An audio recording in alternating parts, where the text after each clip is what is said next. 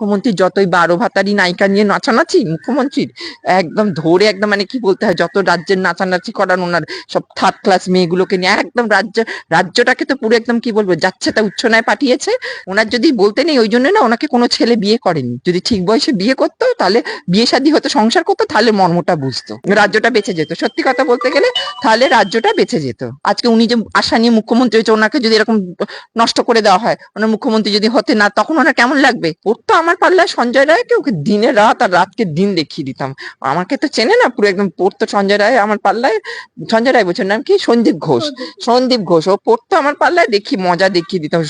অভয়া মেয়েটা ভালো ছিল তো ওই জন্য কিছু করতে পারিনি, বুঝেছেন তো।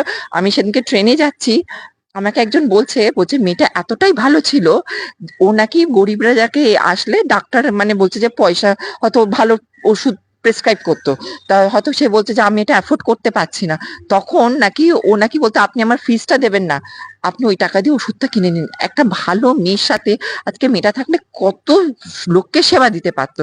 একটা ভালো মেয়ের সাথে এরকম হয়েছে। আর মুখ্যমন্ত্রী যতই 12 ভাতারি নায়িকা নিয়ে নাচানাচি মুখ্যমন্ত্রীর একদম ধরে একদম মানে কি বলতে হয়, যত রাজ্যের নাচানাচি করান ওনার সব থার্ড ক্লাস মেয়েগুলোকে নিয়ে একদম রাজ্যটাকে তো পুরো একদম কি বলবো যাচ্ছে তা উচ্ছনায় পাঠিয়েছে।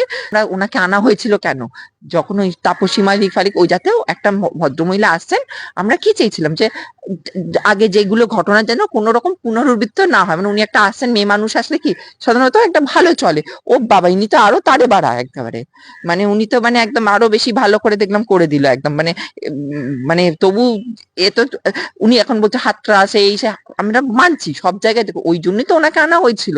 আর উনি বরাবর দেখলাম খালি শুধু এই ধর্ষণ হলে এটা মামুলি ঘটনা, এটা ছোট ঘটনা, এটার শরীর থাকলে যেমন জ্বর জ্বালা হয় সেরকম হয়, তাহলে তার মানে তুমি কি প্রভোগ করছো জিনিসটা না এই জিনিস। আর আজকে ছোট ছোট বাচ্চাগুলো তারা বেরোচ্ছে, যাদের ঘরে বাচ্চা আছে তারা জানে না এই জিনিসটা কিরকম হয়।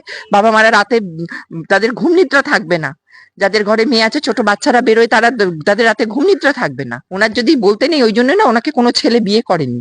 যদি ঠিক বয়সে বিয়ে করতো তাহলে বিয়ে শাদী হতো, সংসার করতো, তাহলে মর্মটা বুঝতো, রাজ্যটা বেঁচে যেত। সত্যি কথা বলতে গেলে তাহলে রাজ্যটা বেঁচে যেত। দেখো আমি প্রথম কথা আমি কোনো রাজনীতি করতে চাই না, আমার রাজনীতিতে অত ইন্টারেস্ট নেই। আমার বক্তব্য হচ্ছে একটা মেয়েকে কেন মারবে ওরকম, আমার বক্তব্য হচ্ছে একটা মেয়েকে কেন ওরকম ভেবে ওরকম। আর যাদের ঘরে মরলো তাদের ঘরে তো সব চলে গেল। আজকে অভয়ের বাবা মায়ের অবস্থা দেখেছেন কি অবস্থা তাদের, ওরা ওদের শারীরিক অবস্থা যাদের ঘরে হয় তা একটা কত আশা নিয়ে, আজকে উনি যে আশা নিয়ে মুখ্যমন্ত্রী হয়েছে, ওনাকে যদি এরকম নষ্ট করে দেওয়া হয়, ওনার মুখ্যমন্ত্রী যদি হতে না, তখন ওনার কেমন লাগবে? তখন বুঝতে পারবে লোকের আশাটা নষ্ট হলে বা একটা জায়গায় নষ্ট হয়ে গেলে কেমন লাগে, তখন ওনার বোঝাটা উচিত। আর নায়িকা কখন হয় বুঝছো না, একটা মেয়ের গায়ে যখন 5টা ছেলের হাত পড়ে তখন তারা নায়িকা হয়।